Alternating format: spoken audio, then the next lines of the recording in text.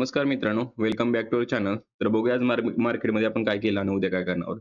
मी ही time frame open केली, ती weekly time frame आहे. वीकली टाईम फ्रेमनुसार आपण बुलिश आहे. आता वीकली टाईम फ्रेम आज का ओपन केली, तर त्याचं रिझन असं आहे, की उद्या एकच दिवस मार्केट ओपन आहे. परवा दिवशी मार्केटला सुट्टी आहे. सो जी काही क्लोजिंग मिळणार वीकलीची उद्याच मिळणार. ठीक आहे. तर म्हणून ही वीकली टाईम फ्रेम ओपन केली. वीकली टाईम फ्रेमनुसार आपण बुलिश आहे. पण आता करंटला जर बघितलं वीकली टाईम फ्रेम आता डोजी दिसते.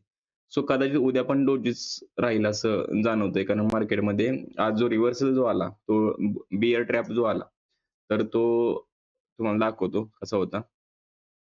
हा डेली टाईम फ्रेमनुसार आहे. डेली टाईम फ्रेमनुसार आपण काय प्लॅन करत होतो. हा बुलिश प्लॅन आहे. म्हणजे हा जो रिव्हर्सल होता तो कन्फर्म होता. पण त्यानं आज पण पुल बॅक घेतला. ठीक आहे. म्हणजे हा पुल बॅकच आहे. ह्याच्या खाली जर सस्टेन झाला असता तर बुल ट्रॅप झाला असता आणि मग हे जे काही वरती कन्सोलिडेशन झालं ना, मग ते मिनिमम लो पर्यंत आलं असतं मार्केट. ठीक आहे. तर हा एक हुलकावणी होती किंवा एक बुलला वीक प्लेयरला बाहेर काढण्यासाठी प्लॅन होता. ठीक आहे. तर हा जरा डेली टाईम फ्रेमनुसार 15 मिनिटानुसार मी तुम्हाला एक्सप्लेन करतो. 15 मिनिटानुसार आपण काय केलं आणि काय करायला पाहिजे होतं. ठीक आहे. तर मार्केट कुठे ओपन झालं एक्झॅक्ट आपल्या ही जी ग्रीन लाईन आहे ना, ही स्ट्राँग लाईन आहे. ठीक आहे. तर ह्या लाईनच्या खाली एक्झॅक्ट हे बेरिश क्लोज दिली. इथं आपण कन्फर्म झालो, की इथं मार्केट बेरिशला तर जाणार आहे. पण ते इझिली नाही जाणार. आपला प्लॅन असा होता, की इथं साइडवेज जाईल. ठीक आहे. पण ज्यावेळेस इथं आपण बुलीचा प्लॅन करत होतो, ह्या कॅन्डल आपण बुलीचा प्लॅन केला. त्यानंतर ही कॅन्डल पण भयंकर इथपर्यंत क्लोज मिळाली. तरी पण आपण बुलीचाच प्लॅन करत होतो. पण आपण कन्फर्मेशनचा वेट करतो. लगेच आपण निघत नाही कुठेही पण. ठीक आहे. मग आपल्या इथं 2 कॅन्डल रेडी बनल्या.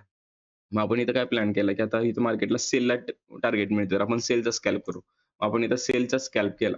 ठीक आहे. मग आता इथे ही ज्यावेळेस ह्याच्या लोच्या खाली ज्यावेळेस कॅन्डल क्लोज झाली, त्यावेळेस आपण कन्फर्म झालो, की मार्केट आता बेरिशला निघाले. म्हणजे जे बुलिश होते, म्हणजे बुल ट्रॅप झाला इथं कन्फर्म झालं. त्यानंतर एक रिव्हर्सल येतो. रिव्हर्सल आपण इथं कन्सिडर केला आणि त्यानंतर मग आपण इथं एक्झॅक्ट इथं सेलला बसलो. ठीक आहे. थोडंसं कन्फर्मेशन घेत आणि मग इथून आपण हा ट्रेड इथपर्यंत रॅडी केला.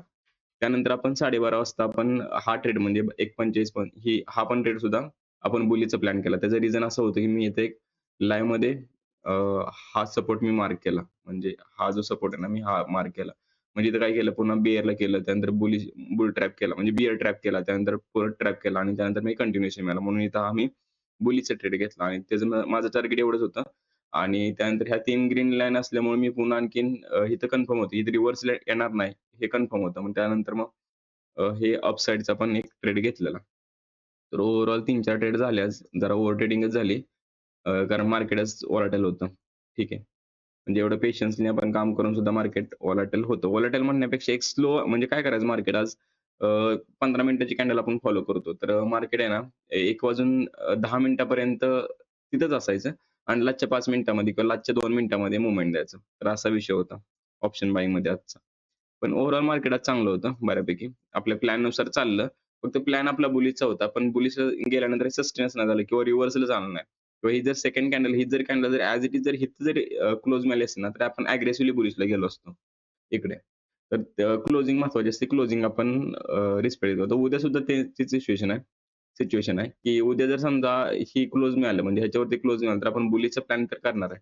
पण तिथं थोडीशी आपण प्लॅन करत असताना या पाठीमागच्या सिनारिओचा विचार करणार आहे. त्याचं रिझन असं आहे, की इथं बऱ्यापैकी त्यांनी ट्रॅप केलंय किंवा इथं बऱ्यापैकी त्यांनी साइडवेज हे कॅन्डल जशा बनल्यात तशा बऱ्यापैकी कॅन्डल बनवू शकतात. सो सेफ प्ले करायचं इथं आणि बेरीजचा काही प्लॅन नाही. बेरीजचा जर उद्या जर हा लो ब्रेक झाला, तर आपण बेरिशला जाऊ शकतो. म्हणजे हा लो मी मार्क करून देतो उद्या लाईव्हमध्ये.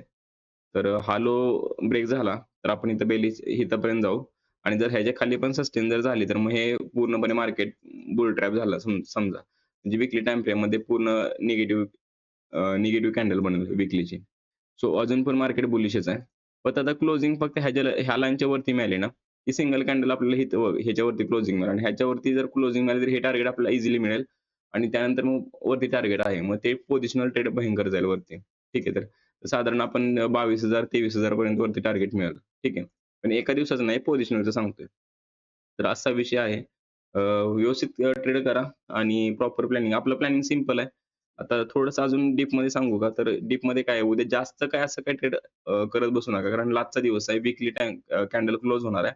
आज मूव्हमेंट मिळायला पाहिजे पण ती काही एवढी काही स्ट्राँग मिळाली नाही. म्हणजे अ, डाउनला पण आला, अपला पण आला. म्हणजे त्याच रेंजमध्ये राहिला. एक ब्रेकआउट म्हणतो ना, तो नाही झाला. ठीक आहे. तर मग ठीक आहे, मग असाच आजचा प्लॅन आहे. ह्या जर समजा पुन्हा आणखी ह्या कॅन्डलच्या खाली लो क्लोजिंग आलं, तर पुन्हा सेलला जाईल आणि ह्या रेंजमध्ये थोडंसं सिंगल कॅन्डल कशी बनते त्यावर सिंगल कॅन्डल ब्रेक जर मिळाला, तर आपण इमिडिएट आपण सीईला जाऊ शकतो, म्हणजे बुलिशला जाऊ शकतो किंवा इमिडिएट आपण बेरिशला येऊ शकतो, असा विषय आहे. ठीक आहे. टॉप बॉटम मारलंय आणि साइडवेज आहे मार्केट. तर आपले व्हिडिओ आवडत असेल तर लाईक, शेअर, सबस्क्राईब करा. थँक